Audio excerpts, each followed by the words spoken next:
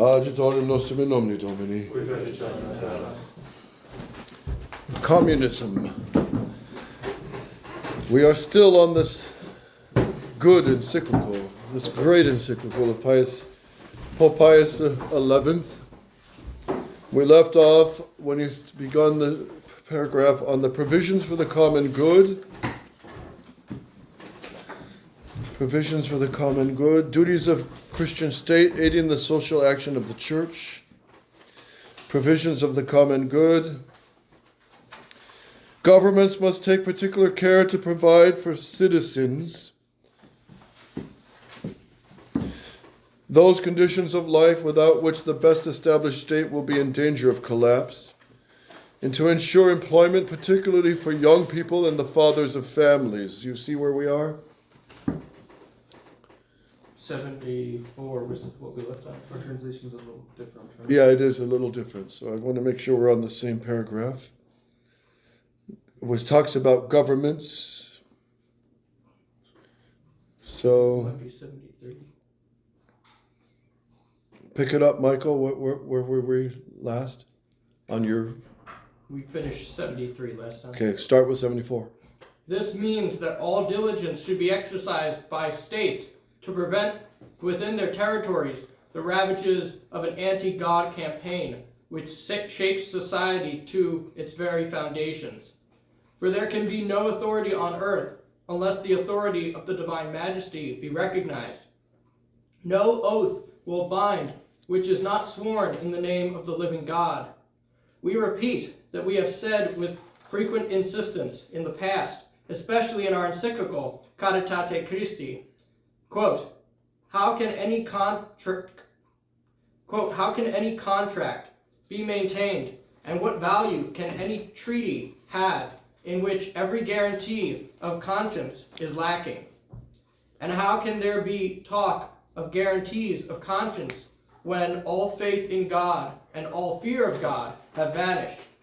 Take away this bias, and with it all moral law falls, and there is no remedy left to stop the gradual but inevitable destruction of peoples, families, the state, civilization itself, unquote. Yes, so governments must help save souls from hell.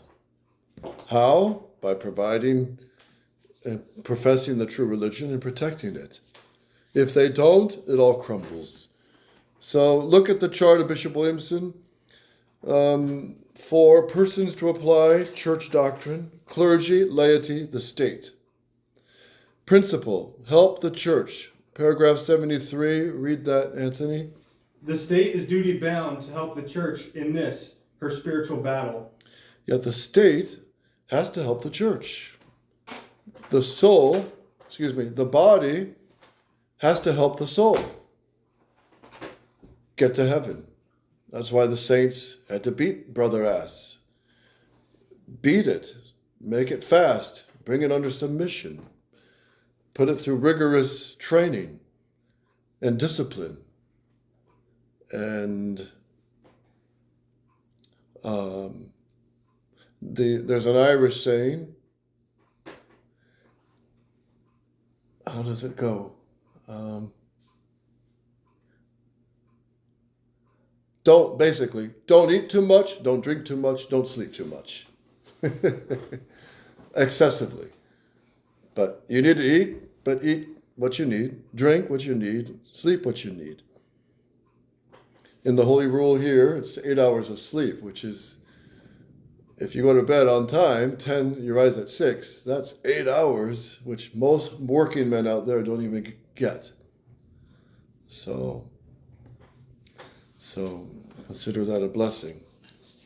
And to sleep well is a blessing. But anyway, so as the body is to the soul, what the state is to the church. And they have to work together. You don't divorce them. That's a liberal lie, and look what separation of church and state has led to. Just complete anarchy and disaster. Look at the state of the youth today, just pitiful, so sad. And marriages, and the abortion rate, it's frightening. And then June is coming. June is the holy month of the Sacred Heart of Jesus, and these perverts have desecrated June. So now they have all these parades, almost now in almost most American cities, certainly big cities now.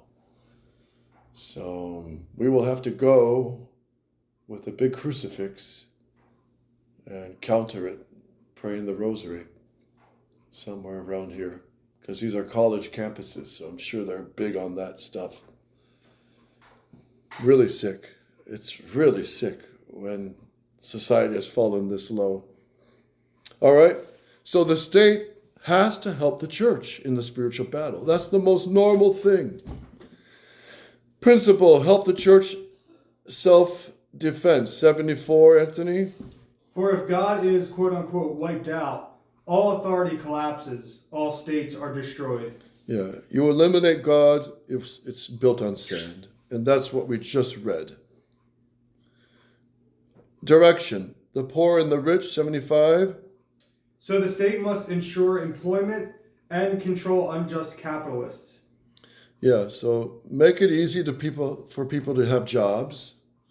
That's why the church in normal times would probably say something about AI and machinery and technology taking over people's jobs. Because that's an excess which harms the common good. Because many people can't support their family now. So that's an over-abuse of technology, right? And then control unjust capitalists. Control unjust capitalists, such as Walmart. Walmart. Everybody appreciates Walmart, but there's a huge negative to Walmart. They move into a small town or city. What happens to all the small family businesses? They get put out of business. They're out of business.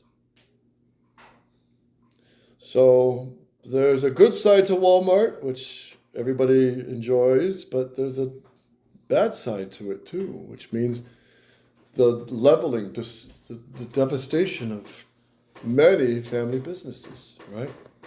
76 leaders, Anthony? Its employees, politicians, rich men must all seek first the common good. Yes, the common good, which is the understood correctly. All right, let's read on. The next provision for the common good, Anthony. Governments must, go ahead. It must likewise be the special care of the state to create those material conditions of life without which an orderly society cannot exist. The state must take every measure necessary to supply employment, particularly for the heads of families and for the young. To achieve this end demanded by the pressing needs of the common welfare, the wealthy classes must be induced to assume those burdens, without which human society cannot be saved, nor they themselves remain secure. However, measures taken by the state with this end in view ought to be of such a nature that they will really affect those who actually possess more than their share of capital resources, and who continue to accumulate them to the grievous detriment of others. Yeah, so let's see. Yeah, over abuse of not paying workers their lawful wage, for example. Next paragraph. Gabriel, Cipriano, can you read loud and clear? But loud and clear and make sure it's understandable. The state itself, mindful of its responsibility for God and society, should be a model of prudence and sobriety in administration of the commonwealth. Today, more than ever, the acute world crisis demands that those who dispose of immense funds build up on the sweat and toil of millions. Sweat. Keep constantly and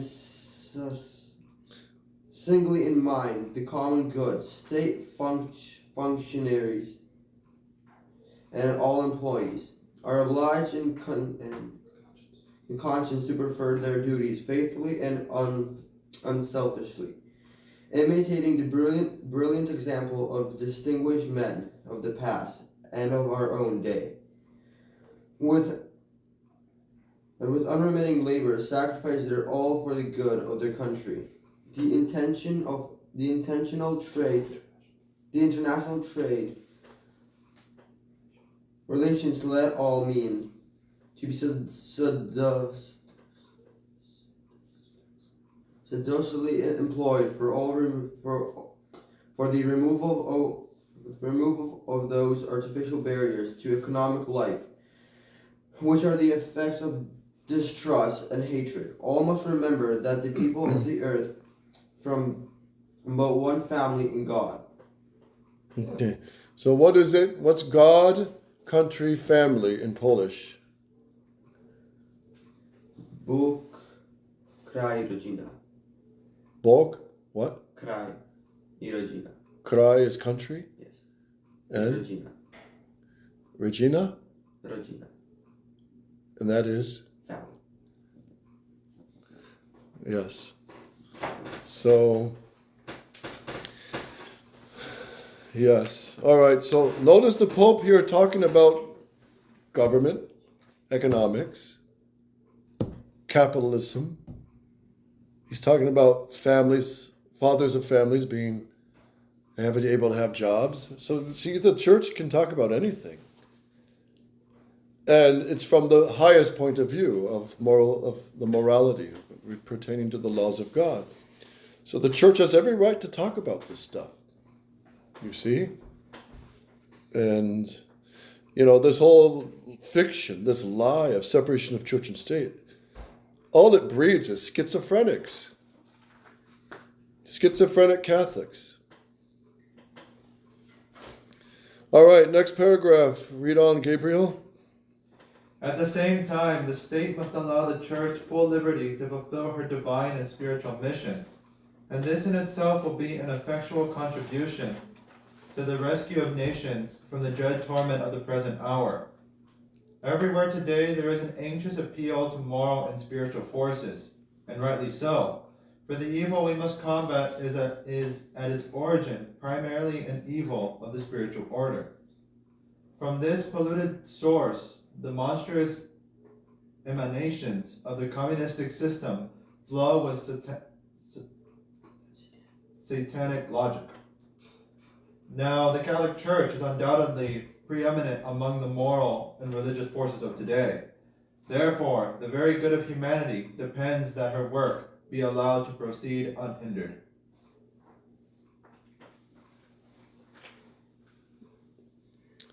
Okay, read on. Those who act otherwise, and at the same time fondly pretend to attain their objective with purely political or economic means, are in the grip of a dangerous error. When religion is banished from the school, from education, and from public life, when the representatives of Christianity and its sacred rights are held up to ridicule, are we not really fostering the materialism which is the fertile soil of communism? Neither force, however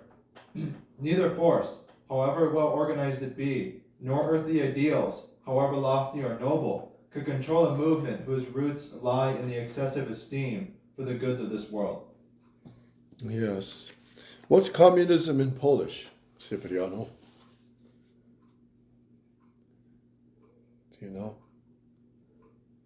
Must be a word for rotten. What's intrinsically evil in Polish? Or deeply evil, or deeply bad? Bardzo złe. Hmm? Bardzo złe.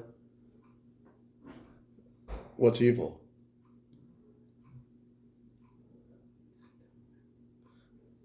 What's wickedness, evil, malice?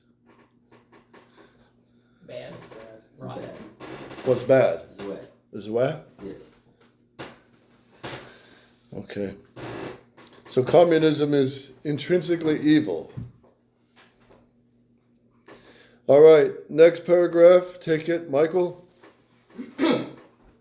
We trust that those rulers of nations who are at all aware of the extreme danger threatening every people today may be more and more convinced of their supreme duty not to hinder the church in the fulfillment of her mission. This is the more imperative since, while this mission has in view man's happiness in heaven, it cannot but promote his true felicity in time.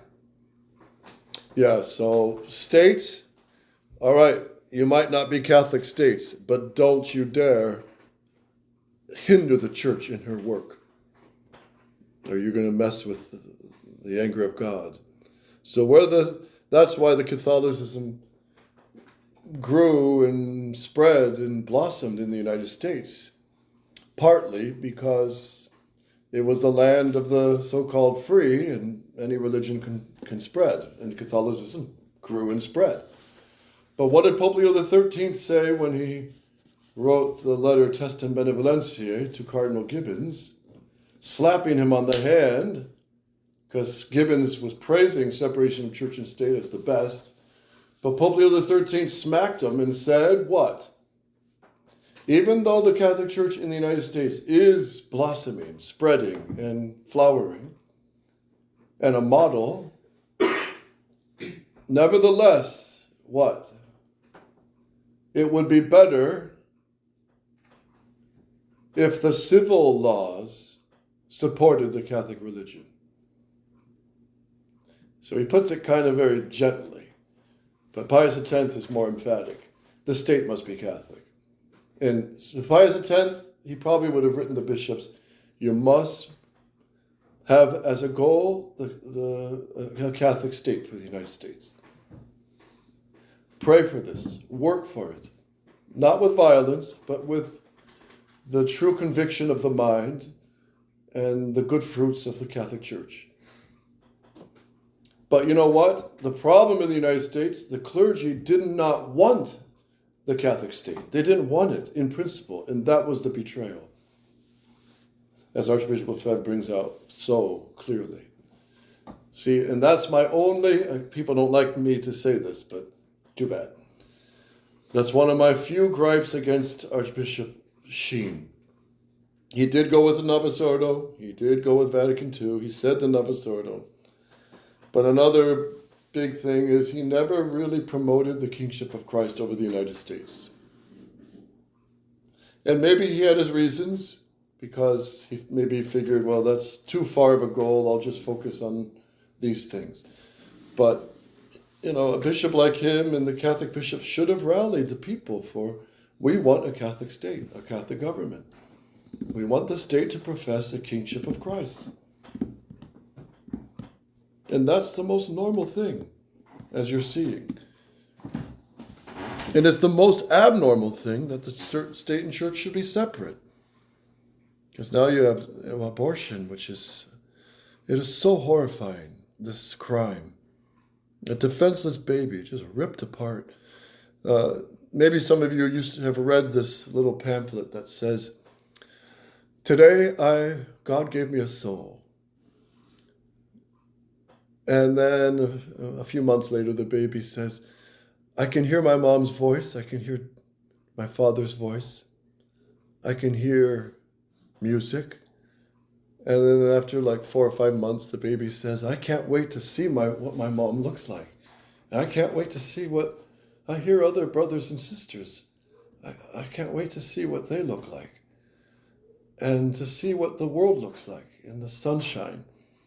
And then the baby is going on, 6, 7 months. Oh, I can't wait to be able to run around and see where mom is driving and walking. And then at the 7th or 8th months, it says, today my mommy killed me. So, obviously children don't have the use of reason, but they have a soul that is a reasonable soul. And those souls go to limbo. And God must have plans for limbo. He must have big plans for them, because there'll be a lot of the millions of children in limbo who may be on the earth with the saints, on the new heaven and the new earth. So that's going to be an ugly condemnation of our age on the day of judgment. All these billions of abortions pointing to the moms and dads of this age on the day of judgment. Because never has an age killed more babies than ours.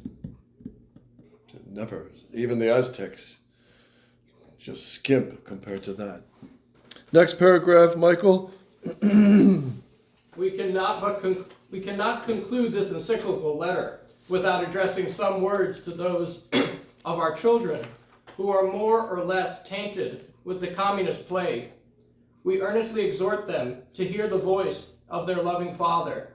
We pray the Lord to enlighten them, that they may abandon the slippery path which will precipitate one and all to ruin and to catastrophe, and that they recognize that Jesus Christ, our Lord, is their only Savior. Quote, "For there is no other name under heaven given to man whereby we must be saved." End quote. Okay, good. So let's see. Church relations, paragraph 77 of Bishop Williamson's chart. Read 77, Michael.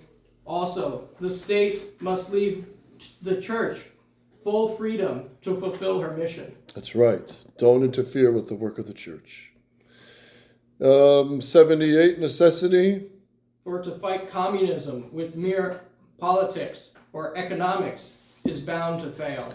Yes, very important point. That's why Bishop Williamson here put it in such bold letters. Because many say, let's join all religions and fight communism, like the John Birch Society. John Birch's Society has had a lot of pluses, a lot of good points, but it wasn't based on Catholicism. And that's the same here today. We want to join the clans, unite the clans. Well, let's unite Indult, Novus Ordo, traditional, SSPX, SS Peter, for Christ's sake. You can't build on that. It's sand. It has to be on the real doctrine. And this is what the Pope is saying. To fight communism in all error with mere politics or economics is bound to fail. It has to be the integral Catholic faith.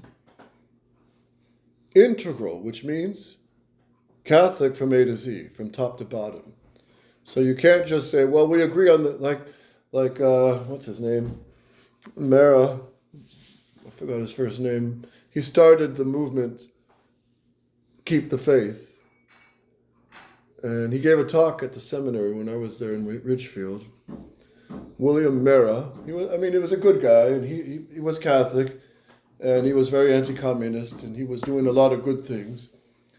William Mara. But one of the things he says is, if you can recite the creed with me, we can work together. Well, can an Anglican recite the creed? Yes. Yeah. They recite it. They actually recite our creed. So it's not true what he says.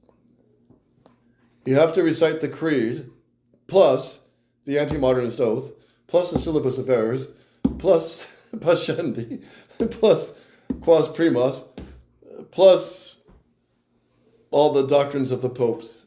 And if we can agree on this, we can work together. But we cannot agree with the new Mass. We cannot agree with Vatican II. That's why it's a dream of these liberal Catholics who want to bring back the Latin Mass, but let's not overdo it and get in fights over new Mass or indult Mass, or let's not fight over Vatican II, because you can interpret it in the light of tradition. After all, as Bishop Fillet says, 95% of it is savable, is Catholic interpretation. You can't work with that. It has to be integral. One hole in your wonderful Goodyear tire, it might be the most perfect tire with good treads, quality rubber, but one hole is going to what? It won't get you too far, will it? Yeah. So one hole in compromise on the doctrine of the faith, you can't go far. Taking time. So that's why we have some good youth in Canada. They want to start a movement of, which there'll be a website for it as well, of traditional Catholic youth of the resistance who are clear on doctrine and not wish-wash. And that's a good movement, and I totally back it, and let's hope it grows. It's just basically integral Catholicism. That was the mockery of the liberals in France against Archbishop Lefebvre. Oh, you're integrists. You're integrists. Meaning, yeah, we are integrists. We're traditional Catholic. We want the full reign of Christ the King. So many Catholics tried to say, and this is why the Pope had to put that paragraph, said, well, maybe we could take some good points of communism and baptize it and Catholicize it. Can you? No. Why? Why? Because it's intrinsically Evil. Yeah, you can't. Malum ex quocumque defectu. Bonum ex integra causa. Malum ex quocumque defectu. Bonum ex integra causa. Malum ex quocumque defectu. Something is good if it's all parts are there, if it's integral. Right? Your tire is good if it has no holes, good rubber, good tread, has a good axle and connects to the axle well. Right? That's a good tire and it'll fulfill its purpose. Malum ex quocumque defectu. Quocumque defectu. Something is evil if something is bad, if something is defective or lacking. Right? Is a rock suffer any evil because it has no eyes? No. No, it's not meant to have eyes. But if a grown man, or a cat or a dog is missing one eye, is that a certain evil? Yes. It's a physical evil, yeah, because they're meant to have both eyes to see, right? So if anything is lacking in the part, if you don't have a fan belt in the car, it might be a perfect car, a perfect engine.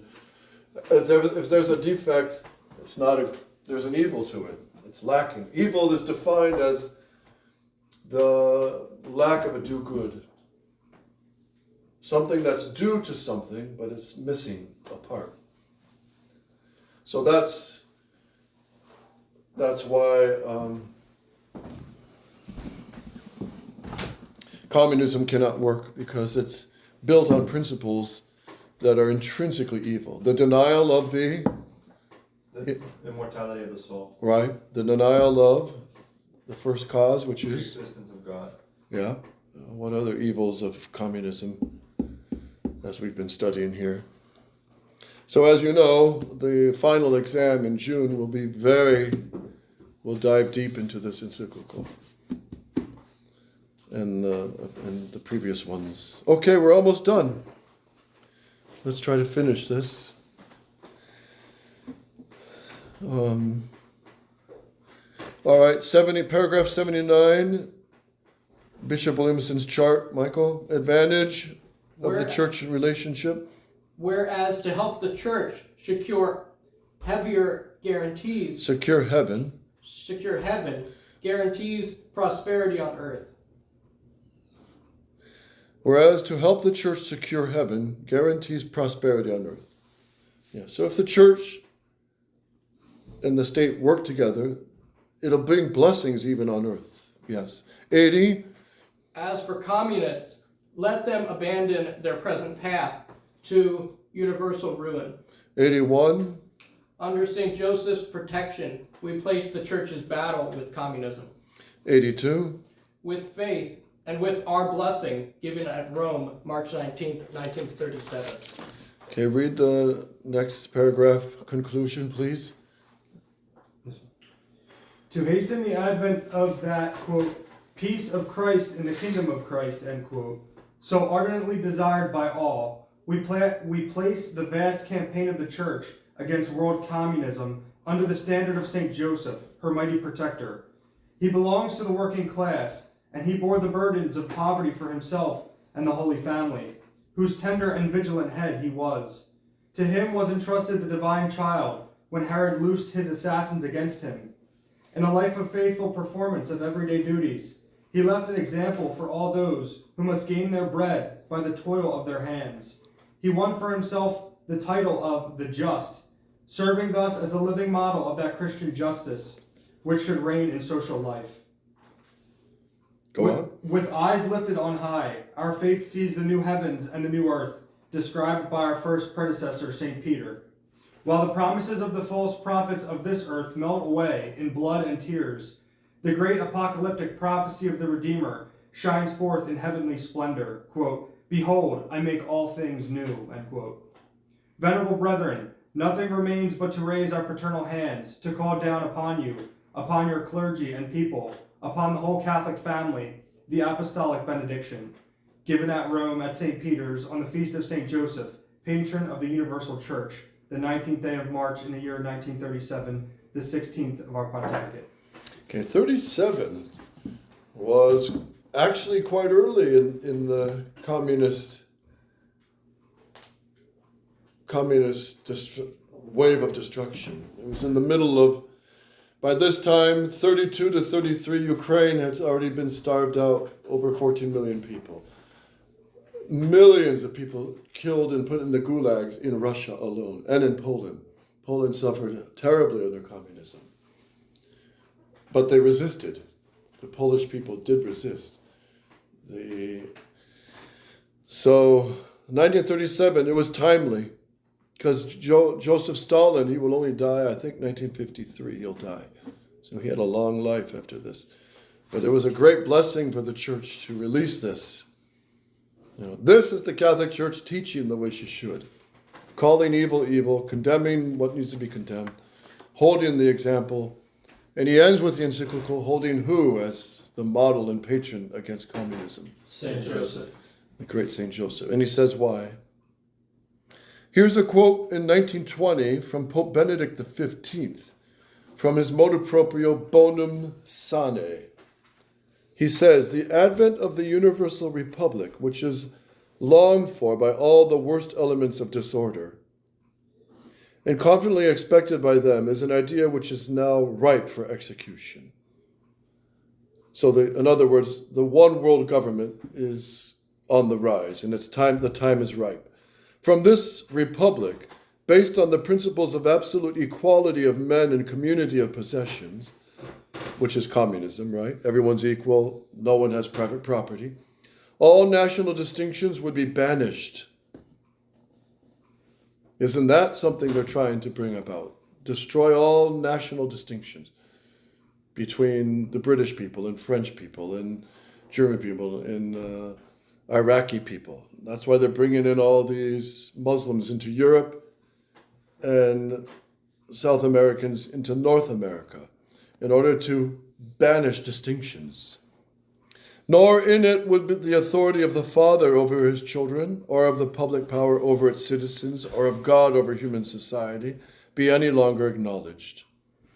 So in other words, fatherhood would be smashed, public power reduced to nothing, anarchy, God excluded.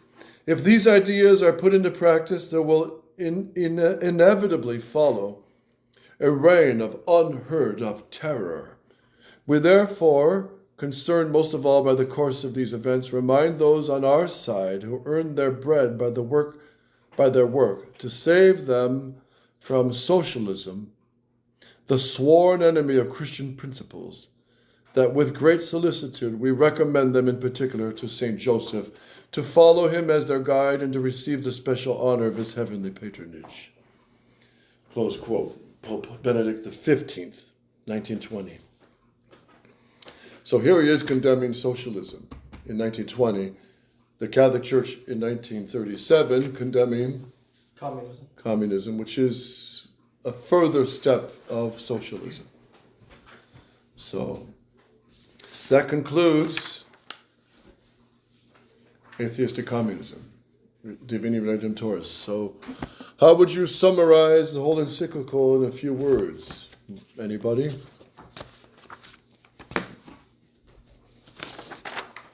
Communism is inherently evil. I don't like the word inherently. Intrinsically is better. Yes. What else? Anthony? I was just going to say, when you separate the Catholic Church from the state and communism takes over, They basically just lead to destruction of all aspects of society. Yeah, even economically. The communist countries have the worst tires. They pop all the time. They don't last. Quality goes down. Even quality of products goes down. Cipriano, do you have anything to say? And say, Gabriel, do you have any conclusions on this encyclical? Well, that communism is intrinsically evil, that there's no point in trying to work with the communists. It's bound, and if you try to work with the enemy, they're going to end up crushing you. Yes. Do the communists promote dialogue? Yes. Very much. And they're slick at it. Because when you dialogue with communists, they try to get you to agree on something. And then they slowly win their opponent to their side. That's why Archbishop Lefebvre said you cannot dialogue with communists. And nor with modernists. Nor with modernists. So that's what the leaders of the SSPX have not listened, have not learned. So, And honestly, like we just read, you can't fight communism on a political level. It also needs to be on the spiritual level too. yes, With Catholicism. that is correct. Very important point. Very important point. How much time left? Just 2 minutes, Bob. Okay, so the next encyclical we're going to take a quick look at is Auctorium Fidei. We saw it last year. I think we saw it the year before even. Yeah. Pretty much every year we're doing this one. It's a short one. But it's a hard-hitting condemnation. It's mainly condemning the errors of the Robber Council of Pistoia, which took place in 1786 in Italy, under some bishops. And basically, it's kind of like the appetizer of Vatican II. They're bringing in language like Vatican II. It's not as radical as Vatican II, but it's condemned. And what's interesting is it's condemned not only its errors, but its manner of speaking is condemned. That's why when Bishop Follet says 95% of Vatican II is interpretable in a Catholic way, well, he has to read Auctorium Fidei, because Auctorium Fidei condemns the language of Vatican II. Uses equivocal words, ambiguous phrases, double meaning, and contradictions, and open heresies. But in a subtle terms, slippery words. So we'll see that. Adjutorium nostrum in nomine Domini.